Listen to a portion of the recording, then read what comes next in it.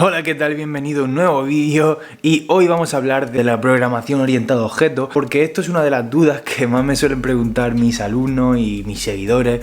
No entienden bien los conceptos de la programación orientada a objetos, así que en este vídeo voy a explicarte los fundamentos y los conceptos más importantes, lo que tienes que saber. Al finalizar este vídeo, hasta tu abuela, si lo ve tu abuela este vídeo, tu abuela de 85 años va a entender qué es la programación orientada a objetos a la perfección, así que quédate hasta el final del vídeo. Suscríbete si no estás suscrito, activa la campanita de notificaciones para no perderte los nuevos vídeos que voy a estar sacando relacionados con desarrollo web, programación, tecnología, metodología ágil y un montón de cosas que tengo pensado hablar. No te los puedes perder.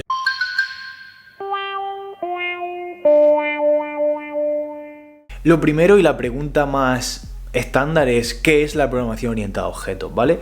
Pues la programación orientada a objetos simplemente es un paradigma de programación. Un paradigma simplemente es una forma de ver el mundo, y más en concreto en la programación es una forma de ver la programación, una forma de programar. En la programación orientada a objetos lo vamos a ver todo como si fuera un objeto de la vida real, que tiene propiedades, acciones, métodos que ese objeto es capaz de hacer. En la programación orientada a objetos pensaremos en objetos para extraernos del caso concreto que tenemos que hacer, y de esta forma estaremos organizando muchísimo mejor nuestro programa, programando mucho mejor y haciendo que nuestro software sea mucho más escalable, de forma que nuestro programa o nuestra aplicación web estará formada por diferentes objetos, por varios objetos, y cada uno de estos objetos se encargará de una cosa concreta. Y no te preocupes, porque estos conceptos te los voy a explicar ahora un poco más. Al final, la programación orientada a objetos es una forma de programar en la cual todo lo vamos a ver como objeto, y va a favorecer muchísimo a la reusabilidad, mantenibilidad, escalabilidad del código y de los proyectos web que hagamos o proyectos de software de cualquier tipo. Ahora bien, dicho esto, te voy a explicar los fundamentos principales de la programación orientada a objetos. El fundamento número 1 son las clases.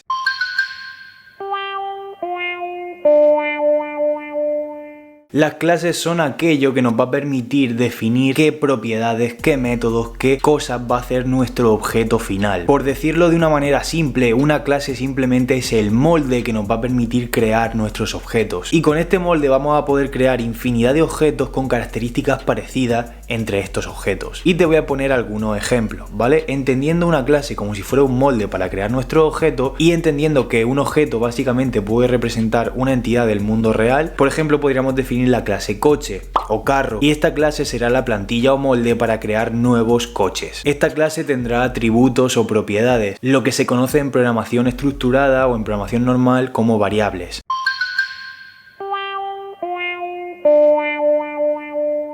Y digamos que estas propiedades o atributos van a ser cada una de las piezas o características que va a tener o que van a formar al coche. Por ejemplo, nuestra clase coche puede tener una propiedad o un atributo llamado nombre, otro que sea color, otro que sea el modelo del coche, la marca del coche, el caballaje del coche, el tipo de rueda del coche, número de puertas del coche, ¿vale? Podemos tener infinidad de propiedades que van a definir cada una de las características o atributos que va a tener nuestro coche. Nuestra clase también va a tener métodos o acciones, lo que se conoce en programación funcional como funciones, ¿de acuerdo? Son funciones básicamente dentro de la clase.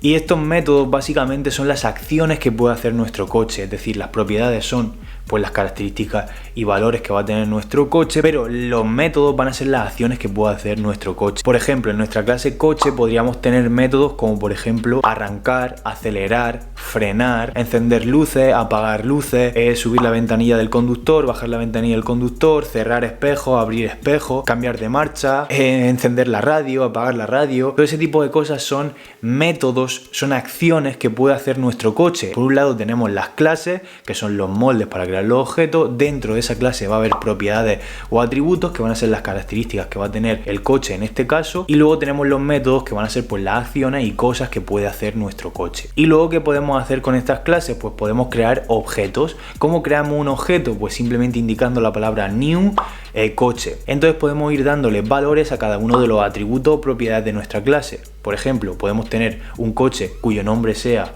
BMW X5, que la marca sea BMW, que el caballaje sea 250 caballos, que el color sea negro, ¿vale? Y luego pues ese objeto va a tener los mismos métodos que cualquier otro objeto que vayamos creando, de acelerar, frenar, etcétera, ¿no?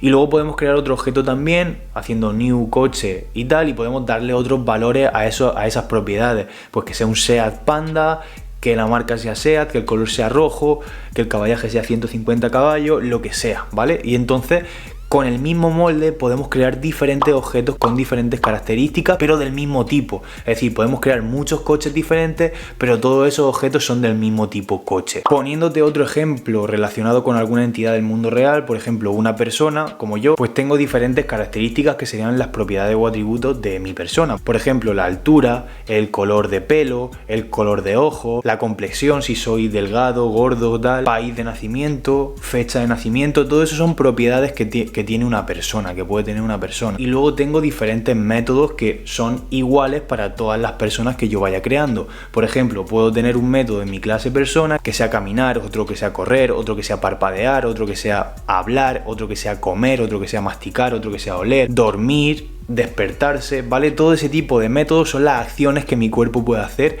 y que cuando yo cree diferentes objetos de tipo persona, pues solamente van a cambiar las cualidades de esa persona, es decir, los atributos o propiedades, pues será el pelo diferente, la forma de la cara diferente, la altura, el país de nacimiento, la fecha, la raza, etcétera, serán diferentes para cada objeto, pero los métodos van a ser los mismos o van a ser similares para esos objetos. Entonces básicamente ese es el concepto de clase. Te acabo de explicar el concepto de atributos y propiedades y te acabo de explicar también el concepto de métodos. Así que nos hemos quitado 3 conceptos o 3 fundamentos de un golpe. Otro fundamento interesante dentro de la PO o OPP, ¿vale? Porque puedes encontrarte esas siglas por internet cuando te refieres a la programación orientada a objetos y tal. Otro fundamento interesante es la abstracción.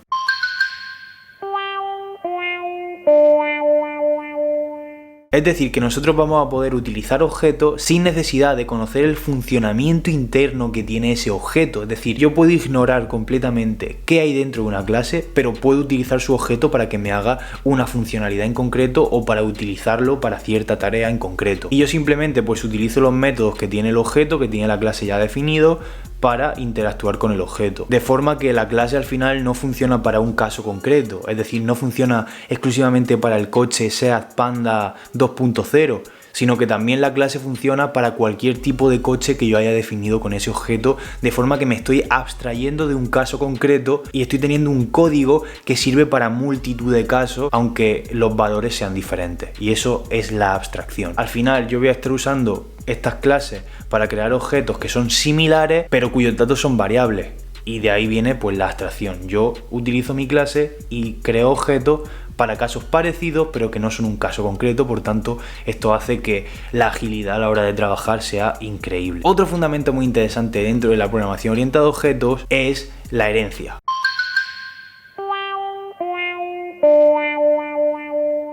Las clases dentro de la programación orientada a objetos pueden heredar unas de otras. ¿Qué van a heredar de otras clases? Pues van a heredar principalmente propiedades y métodos. De forma que yo puedo tener una clase vehículo que es muy genérica, representando un vehículo general, y luego puedo tener una clase moto, una clase coche, una clase camión, una clase autobús que hereden de la clase vehículo principal. De forma que en la clase padre, en la clase principal, solamente voy a tener pues las propiedades y características básicas de un vehículo y los métodos y acciones básicos de un vehículo. Y luego en cada clase hija, es decir, en una moto, en un coche, en un autobús, en un camión, voy a heredar de esa clase padre las propiedades y métodos básicos de un vehículo, y luego voy a añadir características en concreto de cada tipo de vehículo, más concretamente, y los métodos y acciones concretos pues de la moto, del coche, del autobús y tal. Por ejemplo, en una moto no voy a tener la propiedad remolque activado o desactivado que sí puedo tener en un camión que va a transportar grandes cargas, ¿vale? Por ejemplo, a lo mejor en un coche tengo el modo crucero, ¿vale? Que mantiene el coche a una velocidad concreta, y en una moto el modo crucero no está, por tanto esa propiedad no la tengo en la moto, pero sí la tengo en el coche, ¿vale? Y por tanto no tengo el método de activar modo crucero en la moto y sí lo tengo en el coche, ¿vale? Ese tipo de cosas son las que se pueden conseguir con la herencia. Otro fundamento muy interesante dentro de la programación orientada a objetos es el concepto de modularidad.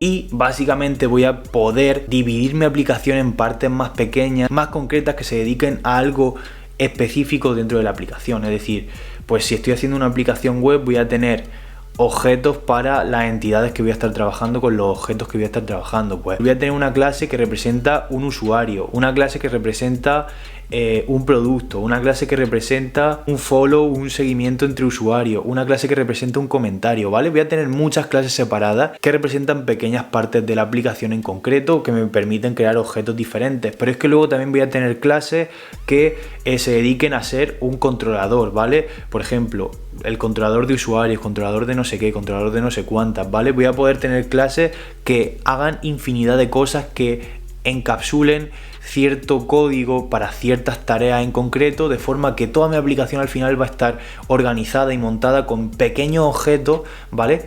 Que cada uno de esos objetos se dedica a una cosa en concreto y en su conjunto, interactuando entre ellos, hacen que la aplicación en general, una aplicación grande, funcione. Así que eso es otra cualidad y otra ventaja importante de la programación orientada a objetos. Otro concepto interesante dentro de la programación orientada a objetos es la ocultación.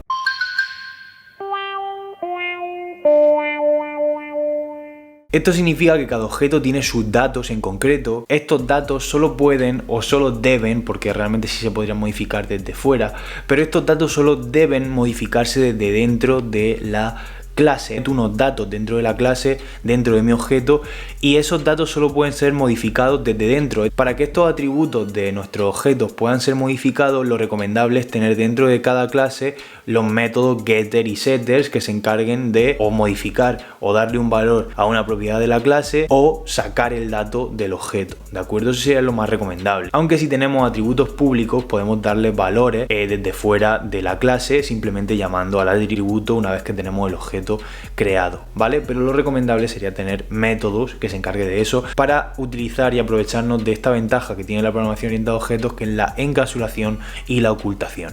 Y bueno, principalmente esto es la programación orientada a objetos, y yo creo que en este vídeo ha quedado bastante claro, ¿vale? Ponme en los comentarios qué punto de los que te he comentado en este vídeo ha sido el que más te ha sorprendido o el que no conocía y te he descubierto en este vídeo, ¿vale? Si quieres aprender programación orientada a objetos, en casi todos mis cursos de desarrollo web la enseño, pero para mí el curso en el que mejor enseño programación orientada a objetos y en el que más ampliamente lo trato, si quieres aprenderlo en profundidad, te recomiendo el máster en PHP, que lo tienes aquí abajo en la descripción del vídeo. Ahí te enseño de manera bastante profunda a trabajar en la práctica con la programación orientada a objetos, por tanto no tiene pérdida, está súper bien ese curso. Te lo dejo aquí abajo en la descripción, junto a mis mejores cursos también, los tienes todos aquí abajo en la descripción. Así que nada, esto ha sido todo por este vídeo. Si te ha gustado déjame un like, suscríbete si no estás suscrito, activa la campanita de notificaciones y nos vemos en el próximo vídeo de este canal de YouTube. ¡Chao!